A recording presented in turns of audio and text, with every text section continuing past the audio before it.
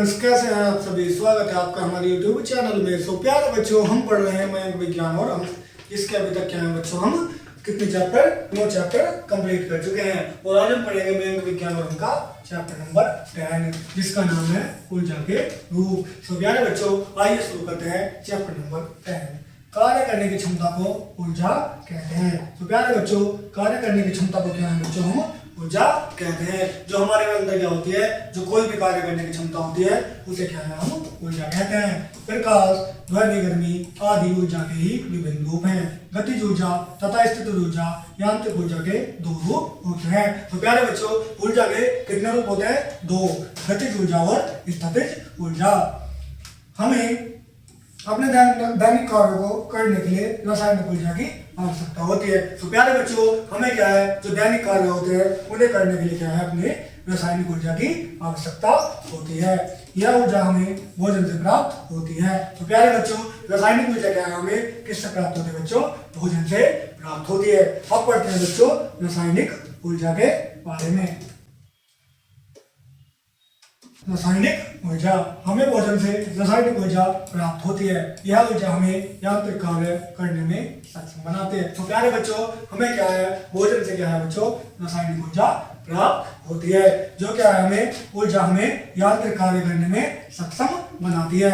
भोजन में कार्बोहाइड्रेट नामक तत्व ऊर्जा का अच्छा स्रोत माना जाता है। तो प्यारे बच्चों, हमारे भोजन में क्या है बच्चों, कार्बोहाइड्रेट नामक क्या है, एक तत्व है जो क्या है, ऊर्जा का क्या है बच्चों, अच्छा स्रोत माना जाता है। सभी प्राणियों को ऊर्जा का मूल स्रोत सूर्य है। सूर्य के प्रकाश के अभाव में पौधा अपना भोजन नहीं बना सकते। तो प्यारे बच्चों, सभी प्राणियों में क्या है, जो ऊर्जा का मूल स्रोत है वो क्या है, सूर्य है। सूर्य के प्रकाश के अभाव में क्या है बच्चों, पौधे अपना भोजन नहीं बना सकते।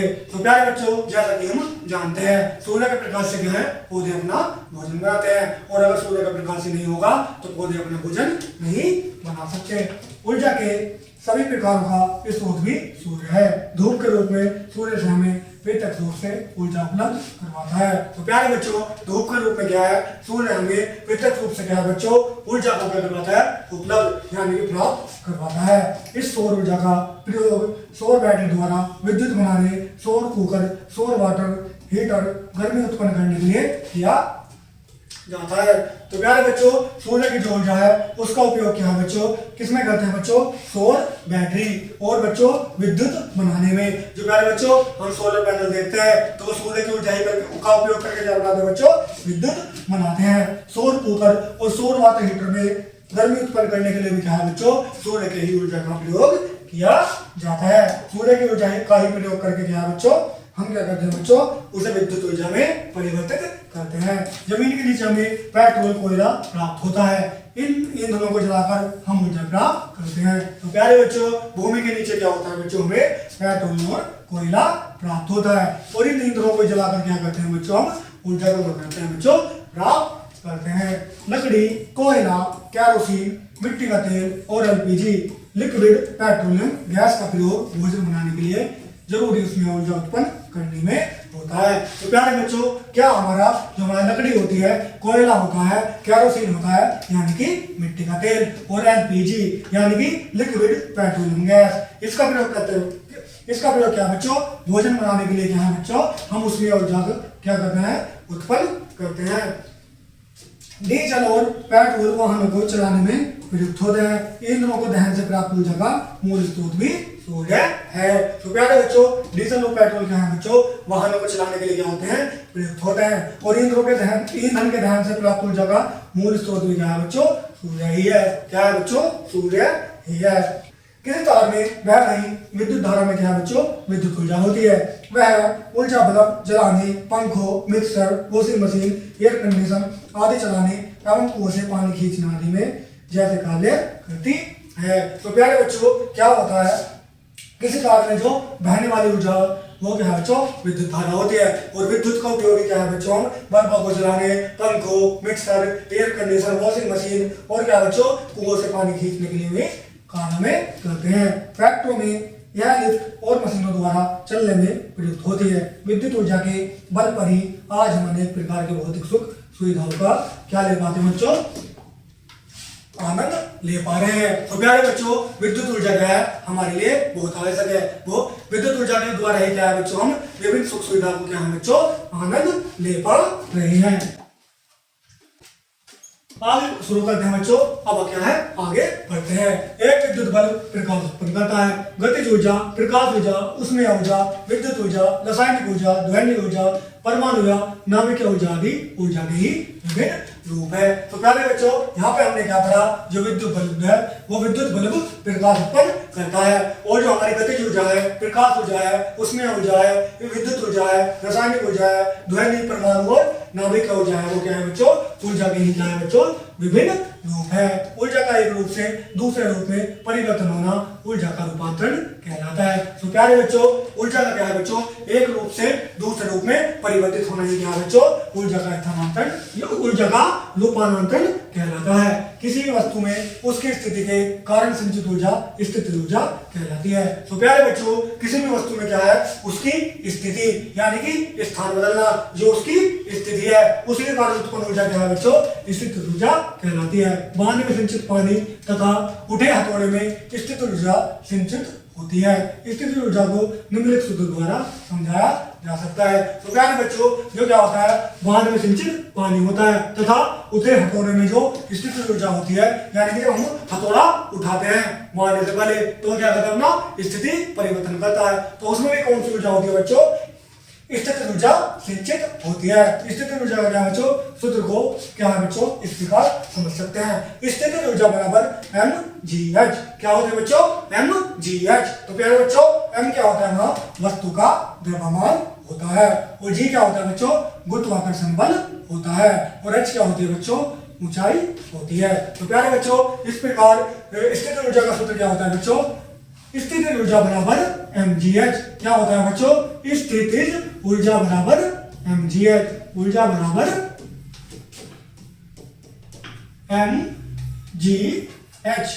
क्या होता है बच्चों mgh, जहां पे क्या है बच्चों m वस्तु का द्रव्यमान होता है, g गुरुत्वाकर्षण त्वरण होता है गुरुत्वाकर्षण और क्या होता है बच्चों सूर्य गुरुत्वाकर्षण बल होता है और h क्या होती है बच्चों ऊंचाई होती है। अब पढ़ते हैं स्थिति ऊर्जा को U द्वारा दर्शाया जाता है। तो प्यारे बच्चों, स्थिति ऊर्जा को क्या है U द्वारा दर्शाया जा सकता है। हम इसे लिख सकते हैं U बराबर mgh। क्या होते हैं बच्चों U बराबर mgh। अब पढ़ते हैं बच्चों आगे। किसी वस्तु में उसकी गति के कारण उत्पन्न ऊर्जा को गतिज ऊर्जा कहा जाता है। तो प्यारे बच्चों, किसी वस्तु में क्या है उसकी गति के कारण, किसके कारण बच्चों गति के कारण उत्पन्न ऊर्जा को क्या है बच्चों गतिज ऊर्जा कहा जाता है। गति के कारण उत्पन्न ऊर्जा को क्या है बच्चों हम गतिज ऊर्जा कहा जाता है। गतिज ऊर्जा बराबर 1/2 mv²। क्या होती है बच्चों 1/2 mv²। क्या होती है बच्चों गतिज ऊर्जा 1/2 mv² होती है। m बराबर क्या होता है बच्चों वस्तु का द्रव्यमान और v बराबर क्या है बच्चों वस्तु का वेग। m बराबर क्या है बच्चों वस्तु का द्रव्यमान और v बराबर क्या है बच्चों वस्तु का वेग। और गतिज ऊर्जा को क्या है बच्चों k द्वारा दर्शाया जाता है। किसके द्वारा दर्शाया जाता है बच्चों k द्वारा दर्शाया जाता है। इसे हम लिख सकते हैं सूत्र को k बराबर 1/2 mv²। क्या लिख सकते हैं बच्चों k बराबर 1/2 mv²। k मतलब गतिज ऊर्जा होती है। बहुत सा जल, बहता हुआ जल, धनुष से छूटा हुआ तीर तथा गतिमान ट्रेन ऐसी वस्तुओं के उदाहरण हैं जिनमें गतिज ऊर्जा होती है। तो प्यारे बच्चों, बहता हुआ जल उसमें भी क्या होती है बच्चों गतिज ऊर्जा होती है। और क्या है जो धनुष से छूटा हुआ क्या होता है तीर होता है उसमें भी क्या होती है बच्चों गतिज ऊर्जा होती है। और जो गतिमान यानी जो चलती हुई ट्रेन होती है उसमें भी क्या होती है बच्चों गतिज ऊर्जा उपस्थित होती है। स्थितिज और गतिज ऊर्जा को यांत्रिक ऊर्जा कहा जाता है। तो प्यारे बच्चों, स्थितिज और गतिज ऊर्जा का क्या है सम्मिलित रूप क्या है बच्चों यांत्रिक ऊर्जा कहा जाता है। अब पढ़ते हैं बच्चों ऊष्मीय ऊर्जा के बारे में कि ऊष्मीय ऊर्जा क्या होती है। इसे थर्मल ऊर्जा भी कहते हैं। क्या कहते हैं बच्चों ऊष्मीय ऊर्जा को हम थर्मल ऊर्जा भी कहते हैं। यह ऊर्जा वस्तुओं को गर्म रखने में काम आती है। खाना पकाने, गति उत्पन्न करने में इसका प्रयोग होता है। यह ऊर्जा क्या है बच्चों वस्तुओं को क्या है गर्म रखने में काम आती है। खाना बनाने और क्या बच्चों गति उत्पन्न करने में भी इसका प्रयोग होता है। गर्मी पाकर पदार्थ के अणु तेजी से गति करना आरंभ कर देते हैं। तो प्यारे बच्चों, गर्मी पाकर क्या है, जो पदार्थ के अणु है वो तेजी से क्या है, गति करते हैं। जल को गर्म करने पर वाष्प उत्पन्न होती है। पेट्रोल और डीजल के दहन से कार आदि वाहनों में ऊर्जा मिलती है। तो प्यारे बच्चों, जल को गर्म करने पे क्या होती है बच्चों, वाष्प उत्पन्न होती है, जैसे यहाँ हम चित्र में देख सकते हैं। और क्या बच्चों, पेट्रोल और डीजल क्या है, जो पेट्रोल और डीजल होता है दहन से यानी कि जलने से क्या है, कार और वाहनों में क्या है बच्चों, क्या मिलती है बच्चों, ऊर्जा मिलती है। ऊर्जा का एक ही रूप है, उसमें ऊर्जा भी क्या है बच्चों, ऊर्जा का एक रूप है। थर्मल पावर स्टेशन या वाष्प ऊर्जा संयंत्रों में उसमें ऊर्जा को विद्युत ऊर्जा में परिवर्तित करती है। तो प्यारे बच्चों, क्या होती है थर्मल पावर स्टेशन या क्या है बच्चों, वाष्प ऊर्जा। थर्मल पावर स्टेशन या वाष्प ऊर्जा क्या है बच्चों, उसमें ऊर्जा को इसमें विद्युत ऊर्जा में क्या करते हैं बच्चों, परिवर्तित, यानी कि उसका रूप बदल देते हैं, उसे क्या कर देते हैं बच्चों, रूपांतरित कर देते हैं। आइए पढ़ते हैं बच्चों आगे। सूर्य से हमें उसमें ऊर्जा और प्रकाश ऊर्जा मिलती है। समुद्र, नदी और झीलों जैसे विभिन्न जल स्रोतों का पानी सूर्य की गर्मी के कारण ही वाष्पित होता रहता है। तो प्यारे बच्चों, हमने क्या जाना, जो सूर्य से क्या है हमें उसमें ऊर्जा और प्रकाश ऊर्जा मिलती है, यानी कि सूर्य से क्या हमें गर्मी और क्या मिलता है बच्चों, प्रकाश मिलता है। नदी झीलों का जल क्या है बच्चों, सूर्य के प्रकाश के कारण ही, सूर्य की गर्मी के कारण ही वाष्पित होता है और यह वाष्प ठंडी होकर वर्षा के रूप में पुनः पृथ्वी पर गिर जाती है। यह प्रक्रिया जल चक्र कहलाती है। यह क्रिया उसमें ऊर्जा के कारण ही संभव है। तो प्यारे बच्चों, यह क्रिया किसके कारण संभव है, उसमें ऊर्जा के कारण ही क्या है, यह क्रिया बच्चों संभव है। अब पढ़ते हैं बच्चों ध्वनि ऊर्जा। क्या पढ़ते हैं बच्चों, ध्वनि ऊर्जा के बारे में। हमें अनेक प्रकार की ध्वनियां सुनते हैं। यह ध्वनि वस्तुओं से कंपन से उत्पन्न तरंगों के कारण पैदा होती है। हम क्या सुनते हैं बच्चों, अनेक प्रकार की ध्वनियां अपने कानों से सुनते हैं। ये क्या बच्चों, वस्तुओं के कंपन से उत्पन्न तरंगों के कारण क्या होती है बच्चों, पैदा होती है। विद्युत एम्पलीफायर ध्वनि के वेग को बढ़ा देते हैं। ध्वनि को टेप रिकॉर्डर और अन्य युक्तियों के माध्यम से रिकॉर्ड किया जाता है। तो प्यारे बच्चों, जो क्या होते हैं विद्युत एम्पलीफायर क्या होते हैं बच्चों, ध्वनि के वेग को बढ़ा देते हैं। और क्या है, जो हमारी ध्वनि होती है टेप रिकॉर्डर और अन्य युक्तियों के माध्यम से क्या है बच्चों, उसे रिकॉर्ड किया जाता है। वाद्य यंत्रों से सुरीली ध्वनियां उत्पन्न की जा सकती हैं। वाद्य यंत्र मतलब बच्चों जो क्या होते हैं बच्चों, जो बजाने वाले इक्विपमेंट होते हैं उन्हें वाद्य यंत्र कहते हैं, जैसे गिटार, सितार, वीणा आदि, ये सब क्या है बच्चों, वाद्य यंत्र है। ढोलक, तबला, इन सभी को वाद्य यंत्र कहते हैं। जो ध्वनियां हमारे कानों को अच्छी नहीं लगती, शोर कहलाती हैं। ऐसी ध्वनियों से ध्वनि प्रदूषण उत्पन्न होता है। तो प्यारे बच्चों, एक ध्वनि तो वे होती है जो हमारे कानों को अच्छी लगती है, जो वाद्य यंत्र से उत्पन्न होती है, टीवी से, टेप से निकलती है। लेकिन जो ध्वनि क्या है बच्चों, हमारे कानों को अच्छी नहीं लगती, वो ध्वनि क्या है बच्चों, शोर कहलाती है। क्या कहलाती है बच्चों, शोर कहलाती है। और ऐसे ध्वनियों को क्या है बच्चों, ध्वनि प्रदूषण उत्पन्न होता है। ध्वनि भी एक प्रकार की ऊर्जा है। प्रकाश की तरह ध्वनि भी एक कमजोर प्रकार की ऊर्जा है। तो प्यारे बच्चों, ध्वनि भी क्या है बच्चों, एक प्रकार की ऊर्जा है। अब पढ़ते हैं बच्चों परमाणु ऊर्जा की। परमाणु ऊर्जा क्या होती है। परमाणु ऊर्जा या नाभिक ऊर्जा परमाणु संलयन या परमाणु विखंडन के फलस्वरूप उत्पन्न होती है।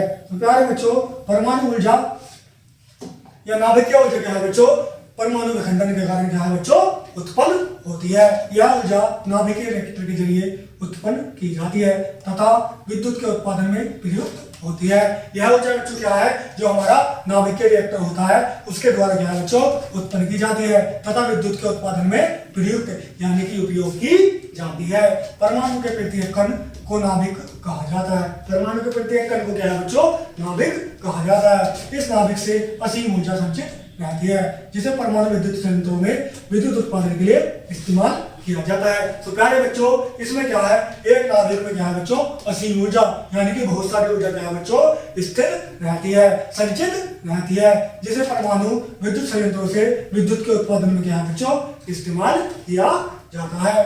नदियों पर बने बांधों के द्वारा हमें जल विद्युत प्राप्त होती है। इस ऊर्जा को पर्यावरण प्रदूषण नहीं होता है। तो प्यारे बच्चों, जैसे कि हम चित्र में देख सकते हैं, नदियों पे जो बने हुए बांध हैं उसी से क्या है बच्चों, विद्युत बनाई जाती है। इस ऊर्जा से क्या है बच्चों, जो हमारा पर्यावरण है वो प्रदूषित नहीं होता।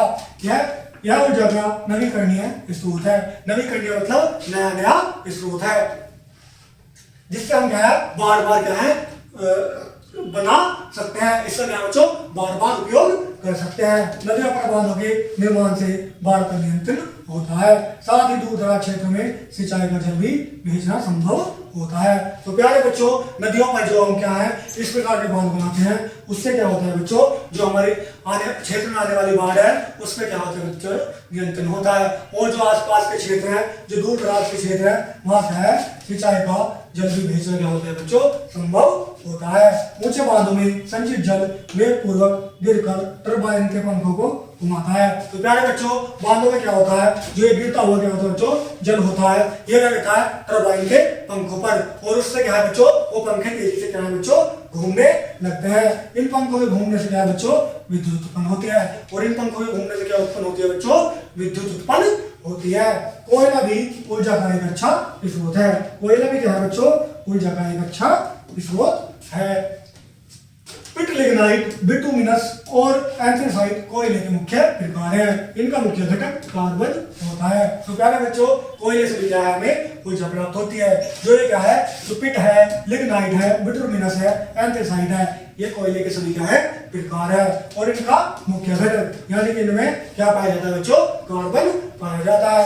ये कोयले में कार्बन का प्रतिशत अलग अलग होता है। क्या बच्चों जो ये क्या है ये सभी कोयले हैं इनमें क्या होती है बच्चों कार्बन की मात्रा अलग अलग होती है। पिट में कार्बन कम होता है तथा इसे घटिया किस्म का कोयला कहा जाता है जबकि एंथ्रासाइट में कार्बन सबसे ज्यादा पाया जाता है। कोयले को वायु की अनुपस्थिति में गर्म करने पर कोक का निर्माण होता है। तो प्यारे बच्चों जो कौन सा कोयला आता है पिट कोयले में कार्बन कम मात्रा में होती है इसलिए क्या बच्चों घटिया किस्म का कोयला होता है।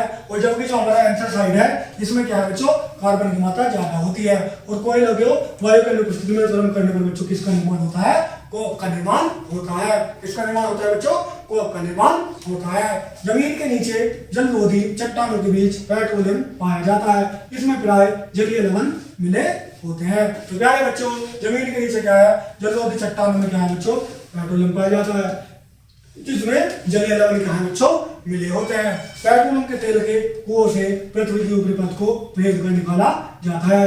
इस प्रकार प्राप्त हुआ तेल कच्चा तेल कहलाता है। तो प्यारे बच्चों जो पेट्रोलियम तेल के कुएं होते हैं वो पृथ्वी की ऊपरी परत को भेद कर यानी कि जो पृथ्वी की ऊपरी परत होती है यानी कि जो जमीन होती है उसे भेद कर बच्चों निकाला जाता है। इस प्रकार जो प्राप्त तेल होता है बच्चों उसे कच्चा तेल कहते हैं जिसे तेल शोधन संयंत्रों में चरणबद्ध आसवन विधि द्वारा परिष्कृत किया जाता है। उसे क्या किया जाता है बच्चों जो तेल संयंत्र जो तेल शोधन क्या होती है बच्चों संयंत्रों में या तेल शोधन फैक्ट्रियों में क्या है बच्चों आसवन विधि द्वारा परिष्कृत यानी कि उसे क्या है बच्चों जो अशुद्धियां होती है उन्हें दूर किया जाता है। इस प्रक्रिया में पेट्रोल गैस कैरोसिन यानी कि मिट्टी का तेल मोबिल ऑयल स्नेहक मोम पैराफिन जैसे उत्पाद प्राप्त होते हैं। इसमें क्या बच्चों हमें पेट्रोल प्राप्त होता है विभिन्न प्रकार के गैसें प्राप्त होती है कैरोसिन यानी कि मिट्टी का तेल प्राप्त होता है मोबिल ऑयल स्नेहक मोम और पैराफिन प्राप्त होते हैं।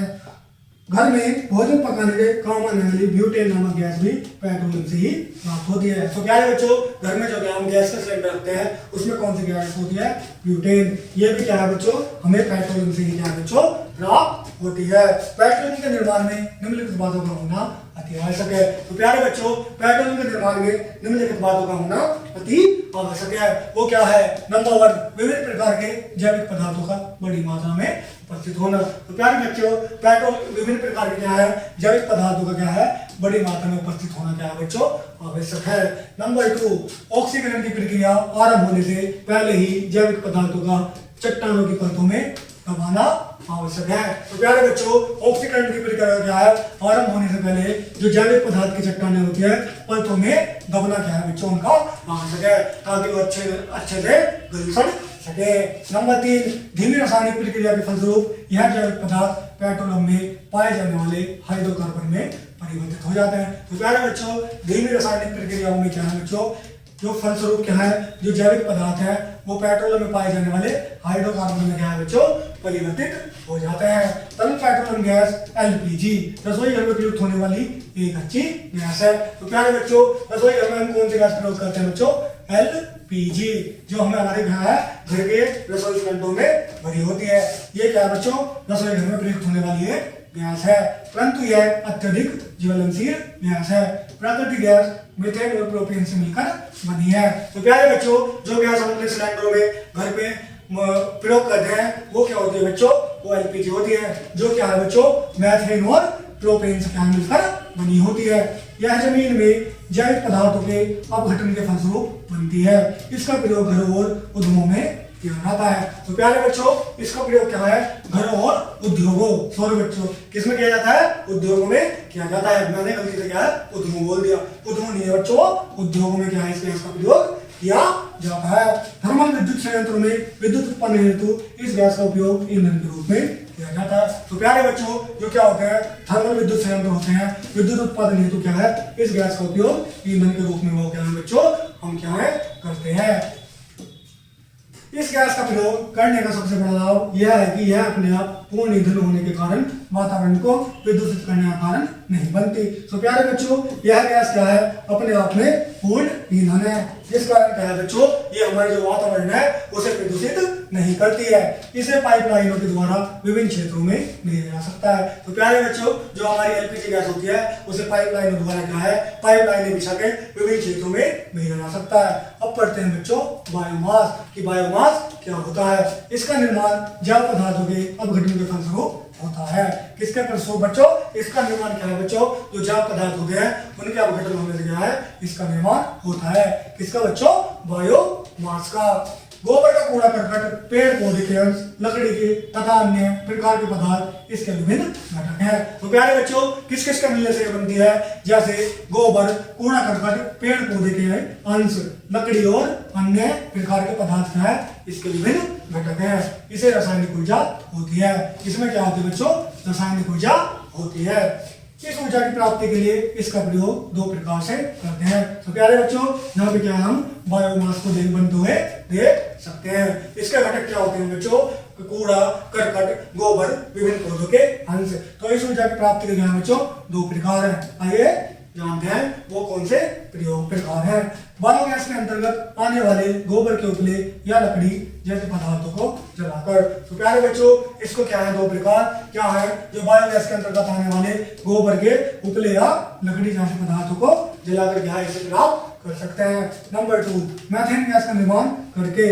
इसका निर्माण बायोगैस के ऑक्सीजन की अनुपस्थिति में अपघटित करके किया जाता है। तो प्यारे बच्चों, मीथेन गैस का निर्माण करके हम इसका प्रयोग कर सकते हैं। इसका निर्माण क्या है बच्चों, बायोगैस के ऑक्सीजन की अनुपस्थिति में अपघटित करके किया जाता है। इसे ईंधन के रूप में जलाया जाता है। यह गैस प्रदूषण नहीं करती। तो प्यारे बच्चों, इसे क्या है बच्चों, ईंधन के रूप में हम जलाते हैं और यह गैस प्रदूषण नहीं करती है। गांव में किसानों के पास गाय भैंस जैसे पशु होते हैं तथा यह गोबर गैस संयंत्रों के माध्यम से रसोई में प्रयुक्त होने वाली गैस पैदा करते हैं। तो प्यारे बच्चों, जो गांव में किसान होते हैं उनके पास क्या है, गाय भैंस पशु होते हैं, जो इस गोबर गैस को संयंत्रों के माध्यम से क्या है बच्चों, रसोई घर में इस गैस का क्या है बच्चों प्रयोग करते हैं। बायोगैस से प्राप्त ऊर्जा का मूल स्रोत सूर्य ही है। तो प्यारे बच्चों, बायोगैस से प्राप्त ऊर्जा का मूल स्रोत भी क्या है बच्चों, सूर्य ही है। तो ये किससे बनती है बच्चों, सूर्य से बनती है। आइए जानते हैं बच्चों इस पाठ्य के 6 बिंदुओं के बारे में। नंबर 1, कार्य करने की क्षमता को ऊर्जा कहते हैं। तो प्यारे बच्चों, जो हमारे अंदर कार्य करने की जो क्षमता होती है उसे क्या कहते हैं बच्चों, ऊर्जा कहते हैं। नेक्स्ट पॉइंट, ऊष्मा, प्रकाश, ध्वनि आदि ऊर्जा के विभिन्न रूप है। तो प्यारे बच्चों, ऊर्जा के क्या है, जो हमारी ऊष्मा है, जो प्रकाश है, जो ध्वनि है, वो क्या है ऊर्जा के विभिन्न रूप है। नंबर 9, बहते जल से जल विद्युत तैयार की जाती है। बहते जल से क्या है बच्चों, जल विद्युत तैयार की जाती है। नंबर 4, गोबर गैस में मीथेन गैस होती है। तो प्यारे बच्चों, गोबर गैस में क्या होती है बच्चों, मीथेन गैस होती है। तो प्यारे बच्चों, इस प्रकार हमने ये चैप्टर अपना कंप्लीट कर लिया है। तो प्यारे बच्चों, कैसा लगेगा आपको चैप्टर, कमेंट में जरूर बताएगा। मिलते हैं बच्चों नेक्स्ट वीडियो में। धन्यवाद।